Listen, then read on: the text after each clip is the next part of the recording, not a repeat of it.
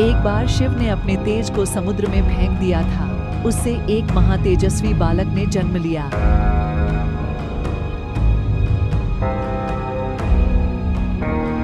यह बालक आगे चलकर जालंधर के नाम से पराक्रमी दैत्य राजा बना।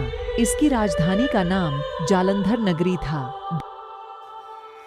दैत्यराज कालनेमी की कन्या वृंदा का विवाह जालंधर से हुआ। जालंधर महाराक्षस था। अपनी सत्ता के मद में चूर, उसने माता लक्ष्मी को पाने की कामना से युद्ध किया।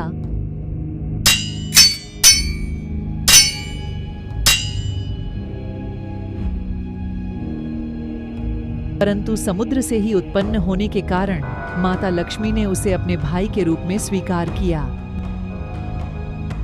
वहां से पराजित होकर वह देवी पार्वती को पाने की लालसा से कैलाश पर्वत पर गया। भगवान देवाधिदेव शिव का ही रूप धरकर माता पार्वती के समीप गया, परंतु मां ने अपने योग बल से उसे तुरंत पहचान लिया तथा वहां से अंतर्ध्यान हो गईं।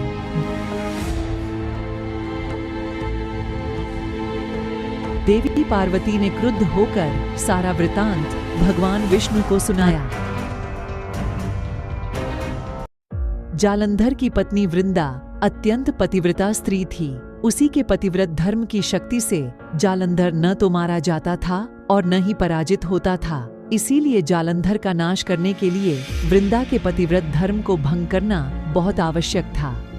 इसी कारण भगवान विष्णु आर्षि का वेश धारण कर वन में जा पहुंचे, जहां वृंदा अकेली भ्रमण कर रही थी।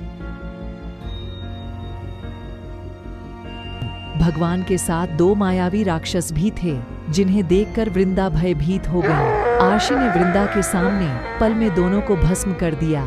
उनकी शक्ति देखकर वृंदा ने कैलाश पर्वत पर महादेव के साथ युद्ध कर रहे अपने पति जालंधर के बारे में पूछा। आर्षि ने अपने मायाजाल से 2 वानर प्रकट किए। एक वानर के हाथ में जालंधर का सिर था तथा दूसरे के हाथ में धड़। अपने पति की यह दशा देखकर वृंदा मूर्छित होकर गिर पड़ी।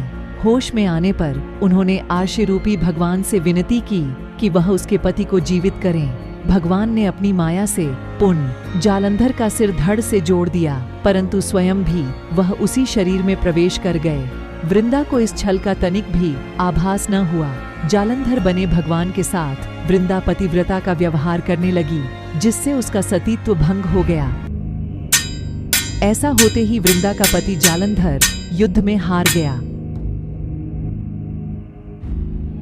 इस सारी लीला का जब वृंदा को पता चला तो उसने क्रुद्ध होकर भगवान विष्णु को हृदयहीन शिला होने का श्राप दे दिया। अपने भक्त के श्राप को भगवान विष्णु ने स्वीकार किया और शालिग्राम पत्थर बन गए। सृष्टि के पालनकर्ता के पत्थर बन जाने से ब्रह्मांड में असंतुलन की स्थिति हो गई।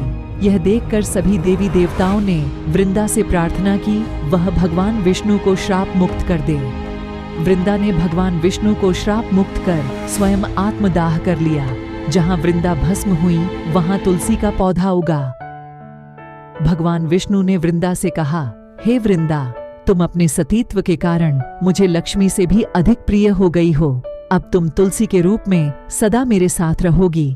तब से हर साल कार्तिक महीने के देव उठावनी एकादशी का दिन तुलसी विवाह के रूप में मनाया जाता है।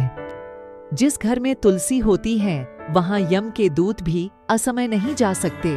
मृत्यु के समय जिसके प्राण मंजरी रहित तुलसी और गंगा जल मुख में रखकर निकल जाते हैं, वह पापों से मुक्त होकर वैकुंठ धाम को प्राप्त होता है। जो मनुष्य तुलसी व आंवलों की छाया में अपने पितरों का श्राद्ध करता है, उसके पितर मोक्ष को प्राप्त हो जाते हैं। आप सभी को हमारी तरफ से देव उठानी एकादशी और तुलसी विवाह की हार्दिक शुभकामनाएं। ऐसे ही और धार्मिक कहानी के लिए हमारे चैनल 7 टून्स को लाइक, सब्सक्राइब जरूर करें। धन्यवाद।